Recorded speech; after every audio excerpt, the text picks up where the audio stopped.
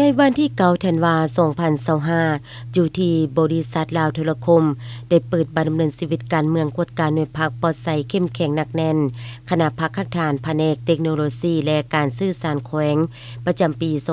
2025เป็นเกียรติของร่วมเป็นประธานและเผยแพร่เอกสารของสหายวัฒนาไสยาแสงรองเลขาคณะพรรคคักฐานแผนกเทคโนโลยีและการสื่อสารแขวงพร้อมโดยสมาชิกพรรคเข้าร่วมดำเนินชีวิตการเมืองครั้งนี้ก็เพื่อเสริมขยายบทบาทการนำพาของพรรคในเงื่อนไขพรรคกำอำนาจเดียวปรับปรุงแก้ไขจุดอ่อนข้อคงค้างภายในพรรคแน่ใส่เสื้อสู่บทบาทความสามารถนำพาของหน่วยพรรคและยกสูงความเป็นแบบอย่างนำหน้าของคณะพรรคสมาชิกพรรคสร้างให้คณะพรรคมีความปลอดภัยเข้มแข็งหนักแน่นเพื่อยกสูงคุณภาพของหน่วยพรรคและสมาชิกพรรคให้มีการหันเปลี่ยนอย่างต่างหน้าสามารถเป็นแกนนำที่เข้มแข็งในระบบการเมืองอยู่ขั้นฐานรับประกันเห็นให้การนำพาของพรรคตอบสนองได้กับความเรียกร้องต้องการของการพัฒนาในระยะใหม่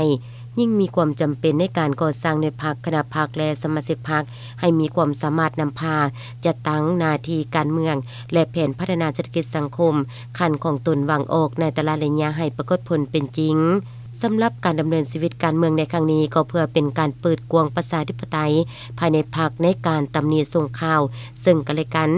เริ่มแต่คณะพรรคข้างฐานจนฮอดคณะหน่วยพรรคและสมาชิกพรรคการก่อสร้างหน่วยพรรคปลอดใสเข้มแข็งหนักแน่นต้องได้ปฏิบัติตาม5เนื้อในพื้นฐานที่ได้กำหนดไว้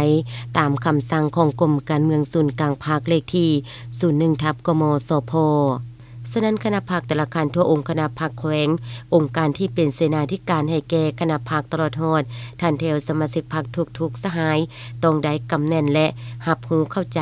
ให้แจ้งเลิกเซิงถึงทองเกี่ยวกับ5เนื้อในและบรรดานิติกรรมที่เกี่ยวข้องเอกสารที่นำมาเสริมในครั้งนี้ประกอบด้วยเอกสารคำสั่งของกรมการเมืองศูนย์กลางภาคเลขที่01/กมสพว่าด้วยการเพิ่มทวีการก่อสร้างหน่วยพรรคปลอดใสเข้มแข็งหนักแน่นคำสั่งของคณะประจำพรรคแขวงเลขที่827/คปพศว่าด้วยการเพิ่มทวีการก่อสร้างและกวดการหน่วยพรรคปลอดใสเข้มแข็งหนักแน่นและเอกสารคำแนะนำของคณะจัดตั้งศูนย์กลางพรรคเกี่ยวกับการก่อสร้างหน่วยพรรคปลอดใสเข้มแข็งหนักแน่น